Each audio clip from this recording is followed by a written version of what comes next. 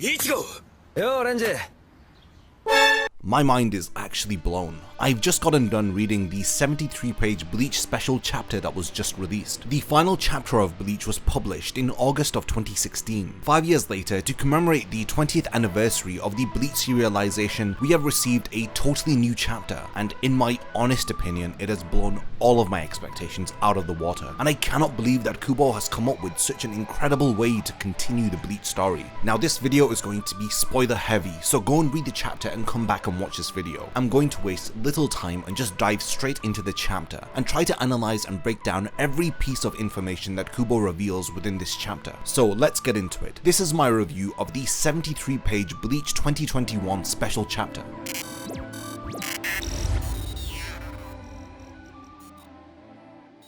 The chapter begins with this incredible color spread of Ichigo, Renji and the other captains of the Gotei 13. Immediately from the onset, I could see how much fun Kubo was having coming back to the world of Bleach. This is such a creative piece of art with an excellent composition, and Ichigo looks incredible in this. The first page begins with a monologue that some people assume is Kazui speaking to himself. The chapter begins with this narration stating that when he was little he had owned 2 goldfish, and he was incredibly fond of them, but suddenly the larger goldfish had died one day. This had resulted in the remaining goldfish feeling lonely. After observing the goldfish, he had also felt lonely. But from a particular day, the little goldfish that he had assumed had stopped growing started to grow bigger and bigger. Eventually, this lonely goldfish started to become healthier, and this had made him feel much more relieved, to the point that he felt glad that the larger fish of the 2 had died. It's a very strange way to begin the chapter, but the imagery of this first page is very important. Of course, on the top we have the 2 goldfish swimming in their tank, but in the next panel we get these bubbles that are floating in the air, and it is only much later on in the chapter that we learn that these things are called will-o-wisp. Now we'll explain where these things are from when we get to that point in the chapter, but for now what we need to know is that they are here and they are on the first page of the chapter. So in the next page we see this huge fish which is just floating across the sky. We see the sign for the bedroom of Kazui and Kon as the story takes us to the world of the living within Karakura town. Orihime makes a very brief appearance, noting that she is glad that Kazui is asleep, and she thanks Kon for playing with Kazui today. But suddenly Kazui then wakes up in the middle of the night, and both him and Kon have a very cute interaction here as we learn that the 2 of them spend a lot of time together. This is a great way to reintroduce such an old character back into the story. As Kazui is leaving, Kon tells him to wait. He is the voice of reason here as he tells him that he had gotten into trouble yesterday and he should behave today and just go back to sleep. But the curious Kazui states that he had promised that he would go out today. Kon reminds him that he had also promised his mother that he would actually sleep tonight. But Kazui remains persistent, stating that he had made this promise first, and Kon is left with no other choice but to follow Kazui. It's funny seeing Kon get frustrated with the child of Ichigo, as he describes him as being so hard to handle, and it's very ironic for Kon to say this since he is so hard to handle throughout the majority of the story. Kazui tells Kon that it's okay and he doesn't have to come with him, but Kon insists and follows him. Kazui tells Kon that he should have just stayed asleep and pretended not to notice Kazui leaving. Just like his father, we see that Kazui is gone to visit the soul of an individual who has departed. We see a middle-aged man crying as Kazui tells him that he has come to play. It is evident that this soul is feeling alone and Kazui is keeping him company. Kazui then apologizes to him and tells him that he doesn't think that he can come out tomorrow, to which the man expresses his sadness because he's going to feel alone. But Kazui tells him that it's okay because he is going to take him to a place where he isn't going to be feeling lonely. He ends up leading both Kon and the old man to a shrine. It is definitely an eerie place and it makes Kon and the soul feel slightly uncomfortable. Now while they are at this shrine, it appears that these spherical objects are accompanying them. We don't entirely know what these objects are, but I'm sure that they are related to the events that occur at the end of this chapter. While at the shrine, Kazui starts to perform a ritual where he claps his hands 3 times and takes a bow twice, and ends with one final clap. After doing this, a portal opens up, as we see hell butterflies emerge from the portal. We don't entirely know where this leads to, but it can't be good. Kazui then reassures Kon and the spirit that everything is okay because he is here. From the onset of this chapter, you can tell that Kazui is a very gifted and special child. After all, he is the child of Ichigo and Orihime. He is a very carefree, curious kid, and you can see that he is getting himself into trouble without even knowing what he is doing. And I definitely wonder if Kazui's actions impact on the story that unfolds within this chapter. We cut away from Kazui as the title of this chapter is revealed to us, as this chapter is titled Bleach, No Breeds from Hell. The chapter then cuts back to 3 hours ago within the Soul Society, as we are taken to the official housing district where members of the Gotei 13 reside. Just as we have been familiarized with Kazui, we are now familiarizing ourselves with the child of Renji and Rukia. We see Ichiga attending her martial arts dojo, as we learn that she's being taught by Ikkaku Madarame. They have a very playful banter as student and master, as they both hurl insults at each other and Ichiga tries her best to catch Ikkaku off guard. Ikkaku questions Ichiga whether if her abilities have gotten rusty, and questions if she has gone on many expeditions to the world of the living, to which Ichiga blushes and replies that she hasn't gone and she has only been given permission to go on long breaks within the human world. Ikkaku then comments on how she must be feeling lonely. He assumes that she must be longing to see the child of Ichigo, and this really flusters Ichiga, and it's really funny to see, as she says that she doesn't want to see him, as she adamantly professes that it's not like that between her and Kazui, desperately hiding that she might have a innocent childhood crush on him. She calls Ikkaku an idiot for taking the conversation in this direction. It's funny because you only asked a simple question and Ichiga had dragged it out into all of this. In this chapter, we see the return of a lot of familiar faces, and most of them have a change of appearance. A perfect example of this occurs right here as we see the introduction of Yumichika. He interrupts their training and calls Ichiga cute and then questions if Ikkaku has forgotten what he has to do today. We then cut to the Abarai household as we see that Renji is on the phone speaking to somebody. He is speaking to Ichigo as he questions Renji on what is the Soul Funeral Festival. Renji explains that it is a ritual that takes place 12 years after the funeral of a captain that had died in battle. So we get to immediately learn that the events of this chapter take place 12 years after the defeat of Yhwach, and thus this chapter takes place approximately 2 years after chapter 686. Ichigo responds by saying that this is the first time that he is hearing of such a festival, to which Renji replies that he hadn't heard of it either, since it's very rare for captains to die in battle. He goes on to tell Ichigo that the ritual for head captain Yamamoto had occurred the other day, and then after that they had done the ritual for Captain Unohana, and today it is time for the ritual of Captain Ukitake. Ichigo asks about the specifics of this ritual. What does it entail? To which Renji replies that they are ordered to capture a hollow in the world of the living, and they have to kill it in front of the graves of the captains. Understandably, Ichigo, like us, is quite surprised by this, but Renji states that it is an old custom of the Soul Society. After explaining the basics of this ritual, Renji questions where Ichigo is, since it's noisy on his end of the phone. Here we get a brief glimpse into what Ichigo's friend Keigo is getting up to, as it is revealed that he has opened up his own ramen shop called Spirit Ramen. Ichigo and Mizuhiro have made a trip to the ramen shop in order to support their friend since he doesn't have much customers, and you can see that the dynamic between these three friends from Karakura Town hasn't changed much. And in this chapter we get our first real frontal shot of adult Ichigo, and you can see that his hairstyle isn't this typical post-time skip shonen dad hairstyle. It has a lot more volume to it than the hair that we had seen within chapter 686, and Kubo has done a really good job of transforming Ichigo's appearance and making him feel like more of an adult now. When Ichigo is about to get his food, he is going to cut the call, to which Renji tells him to wait,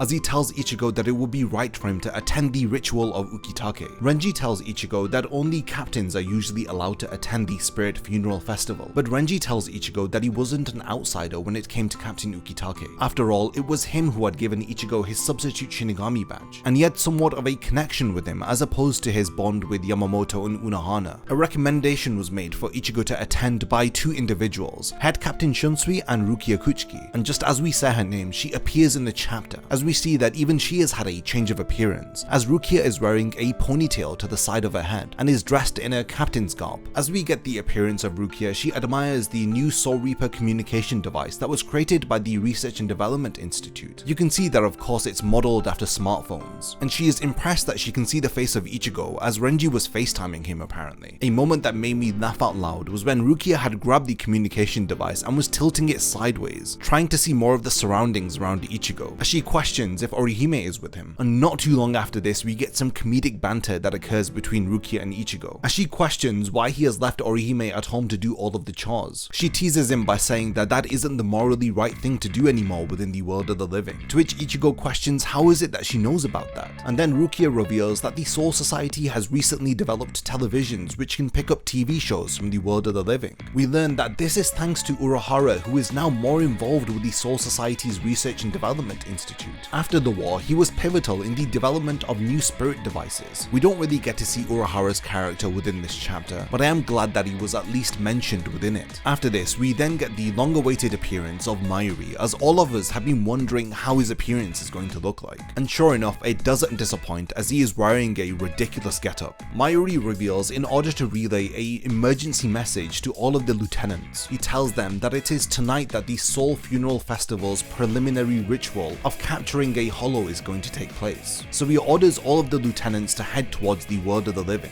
We see several divisions make preparations, but the most notable is the 7th Squad. Now this squad was previously led by Komamura, but it is now being led by his then lieutenant Tetsuzaimon Iba. The new lieutenant of the 7th Division is an individual that we haven't seen before. He questions where the lieutenant is and he refers to him by his name, which is revealed to be Atao. Now this individual has messy curly hair, and it appears that he has a fondness for animals. Initially he did appear to me to look like a very younger version of Chad, but we'll talk more about this character as the chapter continues. After this, we get to see the 10th Division, as Hitsugaya makes his appearance within the chapter, and so does Rangiku. So this portion of the chapter ends with Ichika having eavesdropped on Mayuri's emergency announcement. She says to herself that it's not fair for them to all go and play in the world of the living without telling her, as she now understands where Renji and her master Ikaku are going to. We then cut to the world of the living as Ichigo accompanies all of the lieutenants. They are making the necessary preparations in order to capture the hollow for this ritual. Rangiku speaks to Ichigo and Renji and confirms that they should get the ritual over as quickly as possible so that they can all go out for a drink. When they question if Ichigo will be able to go out with them, he says that he still has some time until his deadline is due, to which Rangiku asks what is it that he is working as again, to which we get this revelation that Ichigo is working as a translator. Now it has been previously confirmed that Ichigo went on to study English at university, and most of us had assumed that he was an English teacher, but it seems that he is working as a translator. It is here that Renji ends up introducing Ichigo to the new lieutenant of the 7th Division. We learn that Atao isn't able to speak, but he is able to read individuals' lips, so he knows what they are saying. And then immediately after this, we are introduced to another brand new character, the lieutenant of the 8th Division. She is called Yayahara Yuyu. She is the lieutenant of Lisa's division. She is a very outspoken and easily excitable individual. She immediately rushes towards Ichigo and tries to take a selfie with him, dubbing him as the hero of the Great Quincy War. So while Ichigo and the others are floating in the sky above, Ichika ends up making her appearance. And this is where the mood and the atmosphere of the chapter completely changes. Ichika is glad that she was able to get to the world of the living without getting caught. But when she looks up to the sky behind her father and Ichigo, she notices a large skeletal structure behind them, and she is surprised that nobody has noticed it. Then suddenly, the skeletal structure moves and it's about to swat towards Renji and Ichigo's direction. Ichika warns her father, but it's too late as Renji is hit by it. After Renji is attacked, Ichigo is next, but he demonstrates that his powers have not become rusty as he immediately destroys the arm of this strange creature. Everybody is wondering what on earth this thing is, as they question if it's a hollow and how nobody had noticed it. Among the commotion, Kyone, who has now become the lieutenant of the 13th Division, is cut down, and it is revealed that she was attacked by hollows who appear to have chains wrapped around them. And the other difference with these hollows is that they have these hooped circles attached to the outside of their bodies. It's as if the hollow holes within their chest have been sealed, and instead the holes had formed on the perimeter of their body. When Renji gets up from the rubble, Ichika rushes towards her father, as she apologizes to her father for being here, but she is just so glad that he is okay. You can tell that she is a very emotional child. As the lieutenants begin the battle, Ikaku states that their opponents do not appear to have Reiatsu, and he doesn't think that they are ordinary hollows. Everybody engages in battle, and Kubo takes the time to showcase the new lieutenant to us, as Atao releases his Zanpakuto and calls forth an animal-based attack as he yells out Hawk. Several hawks appear from his Zanpakuto as they easily disintegrate their target. Next up, Kubo demonstrates the abilities of another new character, Yayahara Yuyu. She appears to use her fingernails as claws as she takes down her opponents. Another excellent highlight within this chapter is that we get to see Mayuri's lieutenant Akon take part in battle, and I don't think that we saw him showcase any of his abilities throughout the entirety of the 686 chapters of Bleach, so it was a welcome treat to see him take part in battle. We even get to see Izuru Kira make an appearance, and Kubo successfully manages to squeeze everyone into these 73 pages. When we cut back to Renji, we start to get an explanation as to what on earth is going on. These chains appear to manifest from nowhere and grab onto Renji's leg, as somebody behind him expresses how they feel lonely. This individual appears to know Renji's name, as he questions why he is in such a hurry to leave. He goes on to say that he wanted to see Renji's face on this auspicious day, so he had gone out of his way to make an appearance. Now Renji immediately recognizes who is speaking to him, as it is revealed that the Espada Szayelaporro is before him. Now picking up on the details of his appearance here, his left arm appears to be burning,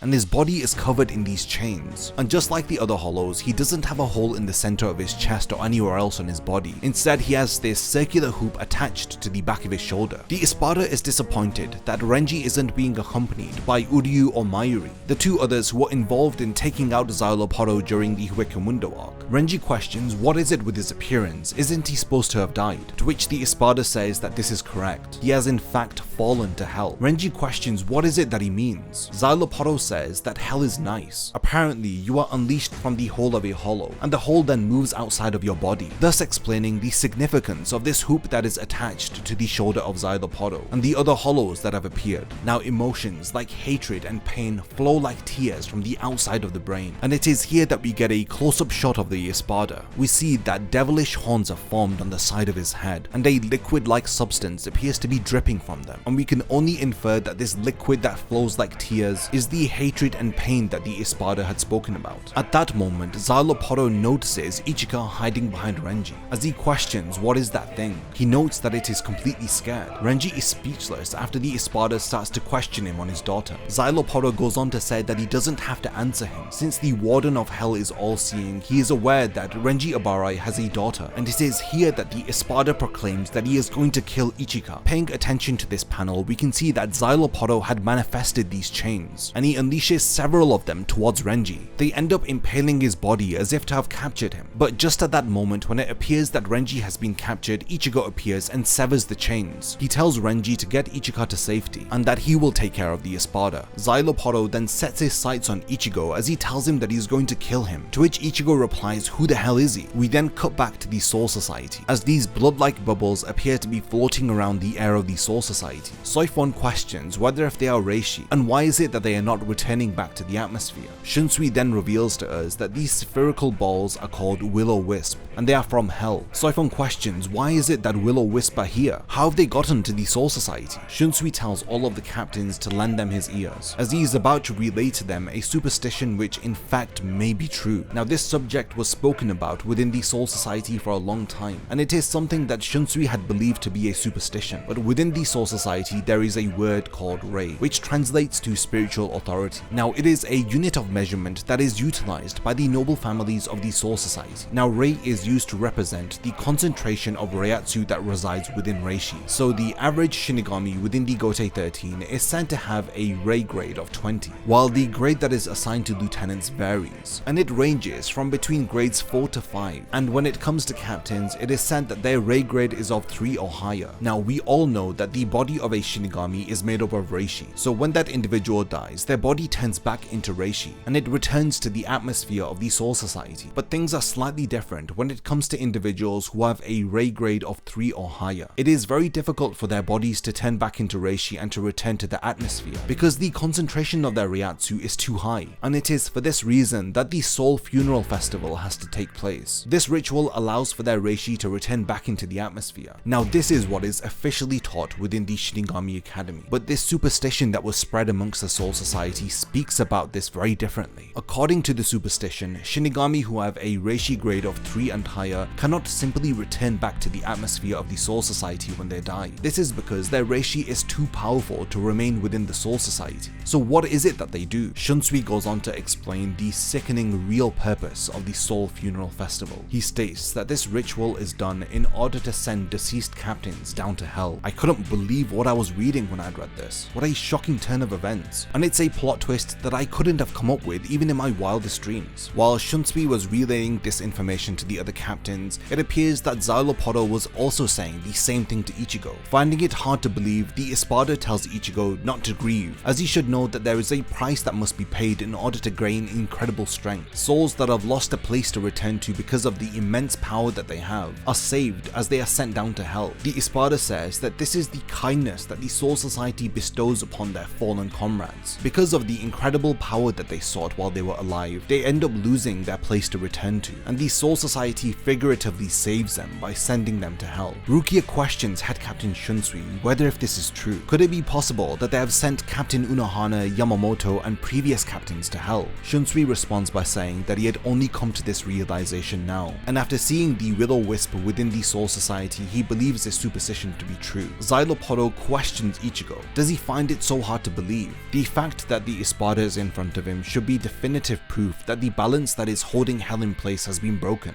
We get an explanation as to how this balance had been disrupted, as Szayelaporro states that the tremendous Ryatsu that was keeping the mouth of hell in check has disappeared. Now this tremendous Ryatsu is referring to both the Ryatsu of Aizen and the Ryatsu of Yhwach. It appears that their existence was playing some part in keeping the mouth of hell in check, and now on top of this, the Soul Society had been sending tremendous Ryatsu down to hell one after the other. This had allowed the mouth of hell to be forced open from the hell side. Now this tremendous Ryatsu is in reference to the founder of the Gotei 13, Head Captain Yamamoto. It is also referencing the Blade of Death Unohana Retsu, and there is one more individual who was sent to hell only today. Before Szayelaporro can finish his sentence, he is interrupted. He ends up being impaled through the chest. As the gates of hell appear behind him, he ends up saying that Ukitake has made an early arrival, as we see that the blade that had impaled Szayelaporro was the Zanpakuto of Ukitake. Ichigo is confused as he says that the ritual for Ukitake was not completed. They haven't killed a hollow in front of Ukitake's shrine, to which the Espada says that the ritual was finished. He states that they had just killed hollows from hell, right in front of the shrine of Ukitake, and it is at that moment that Ichigo learns that his substitute Shinigami badge that he was carrying with him acted as a shrine for Ukitake. As Szayelaporro is dragged back to hell, he departs some final words, as he tells them that they should think to themselves, haven't they ever wondered why the butterflies that end up guiding Shinigami are called hell butterflies? The gates of hell close, dragging the Espada back, as we see the final double spread of the chapter, with Kazui walking along a road with hell butterflies around him,